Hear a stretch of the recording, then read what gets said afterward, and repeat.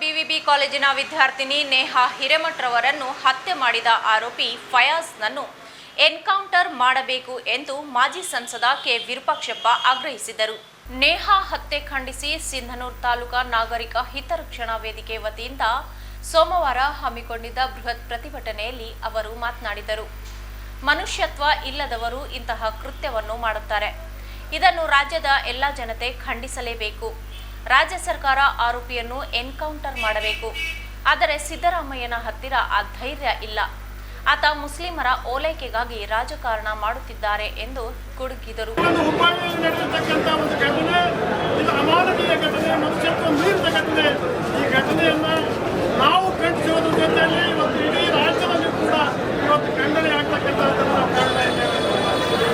ಮನುಷ್ಯತ್ವ ಇರುವಂತಹ ಯಾವ ವ್ಯಕ್ತಿನೂ ಕೂಡ ಇಂಥ ಕೆಲಸಗಳನ್ನು ಮಾಡಲಿಕ್ಕೆ ಸಾಧ್ಯ ಆಗಲಾರದಂಥ ಒಂದು ಕೆಲಸವನ್ನು ಹುಬ್ಬಳ್ಳಿಯಲ್ಲಿ ಅದು ಏನೇ ಆಗಿದ್ರೂ ಕೂಡ ಇವತ್ತು ರಾಜ್ಯ ಸರ್ಕಾರ ಎಲ್ಲಿ ಅನ್ಯಾಯ ಆಗಿದೆ, ಅನ್ಯಾಯದ ಪರವಾಗಿ ನಿಲ್ಲಬೇಕಾದಂಥ ರಾಜ್ಯ ಸರ್ಕಾರ ಮುಖ್ಯಮಂತ್ರಿಗಳಿರ್ಬೋದು, ಗೃಹ ಮಂತ್ರಿಗಳಿರ್ಬೋದು, ಅವರ ಸಚಿವರುಗಳಿರ್ಬೋದು, ಅವರು ಯಾವ ರೀತಿಯ ಮಾತುಗಳನ್ನು ಆಡ್ತಾ ಇದ್ದಾರೆ ಅಂತಕ್ಕಂಥದ್ದನ್ನು ನೀವೆಲ್ಲರೂ ಕೂಡ ಕೇಳಬೇಕು ಅಂತ ನನಗೆ ಅನಿಸ್ತದೆ. ಮುಖ್ಯಮಂತ್ರಿಗಳು ಈ ಒಂದು ಘಟನೆ ಬಗ್ಗೆ ಅನುಕಂಪ ತೋರಿಸಬೇಕಾಗಿರ್ತಕ್ಕಂಥ ಮುಖ್ಯಮಂತ್ರಿಗಳು ಅದ್ಯಾವುದೋ ವೈಯಕ್ತಿಕ ಘಟನೆಯ ಕಾರಣದಿಂದ ಆಗಿರ್ತಕ್ಕಂಥ ಕೊಲೆ ಅನ್ನುವಂಥ ಮಾತನ್ನು ಹೇಳುವಂತಹದ್ದಾಗಿರ್ಬೋದು. ಗೃಹ ಮಂತ್ರಿಗಳು ಅದು ಲವ್ ಕಾರಣದಿಂದ ಆಗಿರ್ತಕ್ಕಂಥ ಘಟನೆ ಅನ್ನುವಂಥ ಮಾತನ್ನ ಹೇಳಿರ್ತಕ್ಕಂಥದ್ದನ್ನು ನೋಡಿದರೆ ಇವರ ಒಳ ಮನಸ್ಸಿನಲ್ಲಿ ಏನಿದೆ ಅನ್ನುವಂಥದ್ದನ್ನು ನಾವೆಲ್ಲರೂ ಕೂಡ ಅರ್ಥ ಮಾಡ್ಕೊಳ್ಳಬೇಕಾಗ್ತದೆ. ಅದು ಯಾವುದೇ ರೀತಿಯ ಕೊಲೆಯಾಗಿರ್ಬೋದು. ಒಬ್ಬ ಹುಡುಗಿಯ ಹಿಂದೂ ಹುಡುಗಿಯ ಒಬ್ಬ ಕೊಲೆ ಆಗಿದೆ ಅಂತಂದಾಗ ಆ ಕೊಲೆಯ ಪರವಾಗಿ ಅವರ ಕುಟುಂಬದ ಪರವಾಗಿ ನಿಲ್ಲಬೇಕಾದಂಥ ರಾಜ್ಯ ಸರ್ಕಾರ ಮುಖ್ಯಮಂತ್ರಿಗಳು, ಗೃಹ ಮಂತ್ರಿಗಳು ಮತ್ತು ತಟಸ್ಥವಾಗಿ ಒಂದು ದೃಷ್ಟೀಕರಣದ ವಿಚಾರದಲ್ಲಿ ಒಂದು ಕೋಮನ್ನು ತೃಪ್ತಿಪಡಿಸುವಂಥ ಮಾತುಗಳನ್ನು ಆಡುವಂಥದ್ದನ್ನು ನಾವೆಲ್ಲರೂ ಕೂಡ ಪ್ರಬಲವಾಗಿ ಖಂಡಿಸಬೇಕಾಗಿದೆ. ಇದು ಒಂದು ವಿಚಾರ ಅಲ್ಲ. ಇವತ್ತು ದಿನನಿತ್ಯವೂ ಕೂಡ ಹಿಂದೂ ಹುಡುಗಿಯರ ಅಪಹರಣ ರಾಜ್ಯದಲ್ಲಿ ಆಗ್ತಾ ಇದೆ. ಇದು ಆಶ್ಚರ್ಯದ ಮಾತಲ್ಲ. ಇದು ದಿನನಿತ್ಯವೂ ಕೂಡ ಹಿಂದೂ ಹುಡುಗಿಯರ ಅಪಹರಣ ಆಗ್ತಾ ಇದೆ. ನೌಕರಿ ವಿಚಾರದಲ್ಲಿ, ಪ್ರೀತಿಯ ವಿಚಾರದಲ್ಲಿ, ಬೇರೆ ಬೇರೆ ವಿಚಾರಗಳಲ್ಲಿ ಹುಡುಗಿಯರನ್ನು ಮೋಹಗೊಳಿಸಿ ಅವರನ್ನು ಮೋಸ ಮಾಡುವಂಥ ಕಾರ್ಯಗಳು ಪ್ರತಿನಿತ್ಯವೂ ಕೂಡ ನಡೀತಾ ಇದೆ. ಹಾಗಾಗಿ ಈ ಮೂಲಕ ನಾವೆಲ್ಲರೂ ಕೂಡ ಗೌರ್ಮೆಂಟ್ಗೆ, ಸರ್ಕಾರಕ್ಕೆ ಒತ್ತಾಯ ಮಾಡುವಂಥದ್ದು ಇಡೀ ರಾಜ್ಯದಲ್ಲಿ ಈ ಘಟನೆಯ ರೀತಿಯನ್ನು ಮತ್ತೆ ನಡೀಬಾರ್ದು. ಮತ್ತು ಈ ರೀತಿ ಹೆಣ್ಣು ಮಕ್ಕಳ ಮೇಲೆ ಆಗುವಂಥ ಅನ್ಯಾಯ, ಅತ್ಯಾಚಾರ, ಮೋಸಗಳನ್ನು ತಡೆಯಲಿಕ್ಕೆ ಸರ್ಕಾರ ಮುಂದಾಗಬೇಕು. ಇವತ್ತು ಈ ನಾಗರಿಕರ ಒತ್ತಾಯ ಏನಿದೆ, ಆ ಒಂದು ವ್ಯಕ್ತಿಯನ್ನು ಜೈಲಲ್ಲಿಟ್ಟು ಕೋರ್ಟ್ಗೆ ಸಜಾ ಕೊಡಿಸುವಂಥದ್ದು ಮುಖ್ಯ ಅಲ್ಲ. ಗಲ್ಲು ಶಿಕ್ಷೆ ಆಗಬೇಕು. ಅದು ಗಲ್ಲು ಶಿಕ್ಷೆ ಕೋರ್ಟ್ ಕೊಟ್ಟಿಲ್ಲ, ಸರ್ಕಾರ ಕೊಡುವಂಥದ್ದಲ್ಲ. ಗಲ್ಲು ಶಿಕ್ಷೆ ಸರ್ಕಾರ ಕೊಡಲ್ಲ, ಕೋರ್ಟ್ ಕೊಡ್ತದೆ. ಕೋರ್ಟ್ಗೆ ನಾವು ಒತ್ತಾಯ ಮಾಡ್ತಕ್ಕಂಥದ್ದು ಗಲ್ಲು ಶಿಕ್ಷೆ ಕೊಡಬೇಕು ಅನ್ನುವಂಥದ್ದು. ಆದರೆ ಮುಖ್ಯಮಂತ್ರಿಗಳಿರ್ಬೋದು, ಸರ್ಕಾರದಲ್ಲಿರ್ಬೋದು, ಅವನ್ನ ಶೂಟ್ ಔಟ್ ಮಾಡಬೇಕು ಅನ್ನುವಂಥದ್ದನ್ನು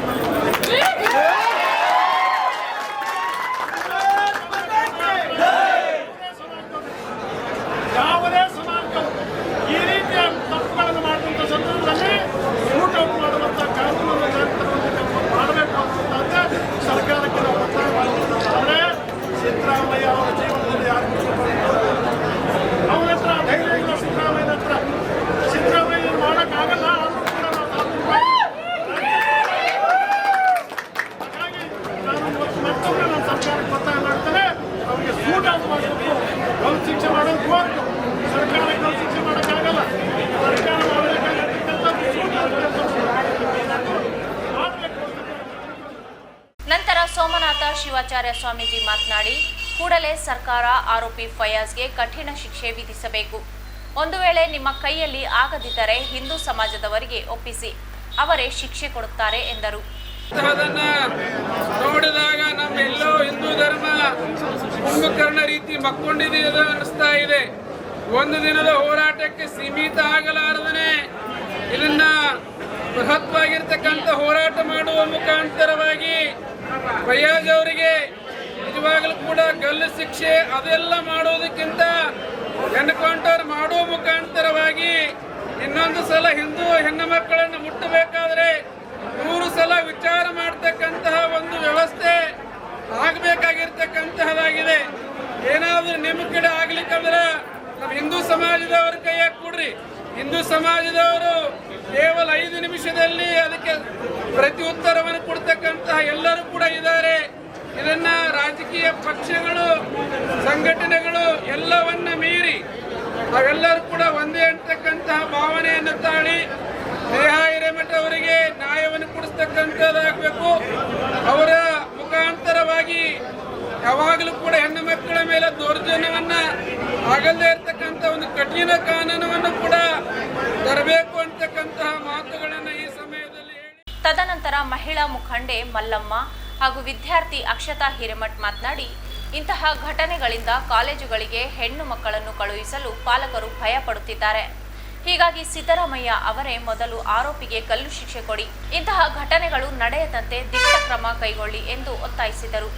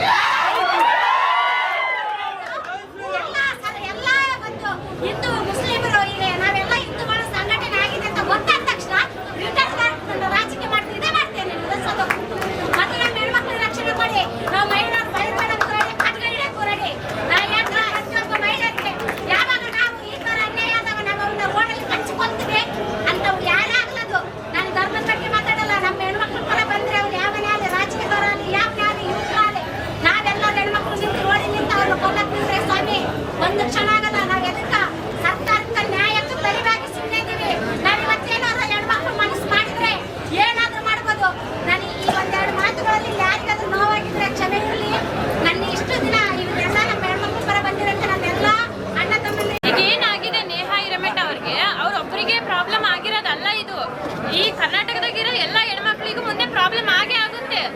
ಈಗ ನಮ್ಮ ಅಪ್ಪಾಜಿ ನನ್ನ ಓದಿಸ್ಬೇಕಂದ್ರೆ ವುಮೆನ್ಸ್ ಕಾಲೇಜಲ್ಲಿ ಓದಿಸ್ತಿದ್ದಾರೆ. ಅದಕ್ಕೆ ರೀಸನ್ ಏನು? ಈ ತರ ಲುಚ್ಚಾಸಳ ಮಕ್ಕಳು ಇರ್ತಾರಂತಾನೆ ಓದಿಸ್ತಾ ಇದ್ದಾರೆ ತಾನೇ.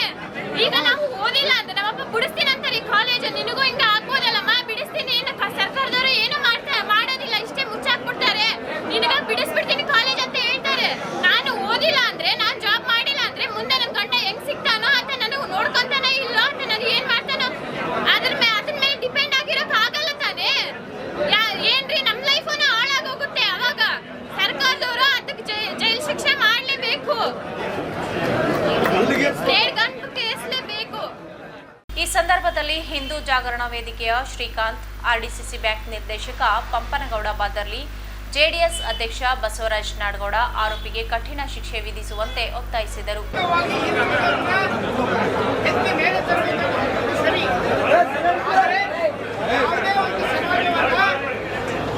ಅವರಿಗೆ ಹೆಚ್ಚು ಓಲೈಕೆ ಮಾಡೋದ್ರಿಂದ ಅವ್ರ ಮನಸ್ಥಿತಿ ಇವತ್ತು ಈ ತರ ಕೆಲಸಗಳನ್ನು ಮಾಡಿಸ್ತದೆ ಅನ್ನೋದು ನನ್ನ ವೈಯಕ್ತಿಕ ಅಭಿಪ್ರಾಯ. ಅದು ಬಹಳ ದೂರ ಹೋಗೋ ಅವಶ್ಯಕತೆ ಇಲ್ಲ. ಇಲ್ಲೇ ಪಕ್ಕದಲ್ಲೇ ಬಂಗಾಲಿ ಕ್ಯಾಂಪಲ್ಲಿ ಒಂದು ಘಟನೆ ನಡೀತು. ಇವತ್ತು ಮುಸ್ಲಿಂ ಯುವಕರು ಸುಮಾರು 30 ಯುವಕರು ಹೋಗಿ RH ನಂಬರ್ 2 ಅಲ್ಲಿ ನಮ್ಮ ದೇವಸ್ಥಾನದಲ್ಲಿ ಹೋಗಿ ನಮಾಜನ್ನ ಮಾಡಿದ ಉದಾಹರಣೆಗಳಿದ್ದಾವೆ. ಇದು ಯಾಕೆ ಹೀಗಾಗ್ತದೆ ಅನ್ನೋದಕ್ಕೆ ಕಾರಣ ಇಷ್ಟೇ. ಒಂದು ಕೋಮನ್ನ ಸರ್ಕಾರಗಳು ಅತಿ ಹೆಚ್ಚು ಓಲೈಕೆ ಮಾಡಿದಾಗ ನಾವು ಇದ್ದೇವೆ, ಸರ್ಕಾರ ನಿಮ್ಮ ಪರವಾಗಿ ಅಥವಾ ನಮ್ಮ ಪರವಾಗಿ ಸರ್ಕಾರ ಇದೆಯೇನು ಅಂತೇಳಿ ಇಂಥ ಕೃತ್ಯಗಳನ್ನು ಮಾಡೋದಕ್ಕೆ ಹೋಗಿದ್ದಾರೆ. ಇದಕ್ಕೆ ಕಡಿವಾಣ ಖಂಡಿತವಾಗಿ ಸರ್ಕಾರ ಎಚ್ಚೆತ್ತುಕೊಂಡು ಆಗಲೇಬೇಕು. ಇಲ್ಲದಿದ್ರೆ ಇದು ಪರಿಣಾಮ ಬೇರೆ ಆಗ್ತದೆ ಅನ್ನುವಂಥದ್ದು ಇವತ್ತಿನ ಸಮಾಜ, ಹಿಂದೂ ಸಮಾಜ ಹೇಳ್ತಾ ಇದೆ. ಅದಕ್ಕೆ ಸರ್ಕಾರ ಎಚ್ಚೆತ್ತುಕೊಂಡು ಕಠಿಣ ಶಿಕ್ಷೆಯನ್ನು ಕೊಡಬೇಕು ಅನ್ನುವಂಥ ಮನವಿಯನ್ನು ಮಾಡ್ತಾರೆ.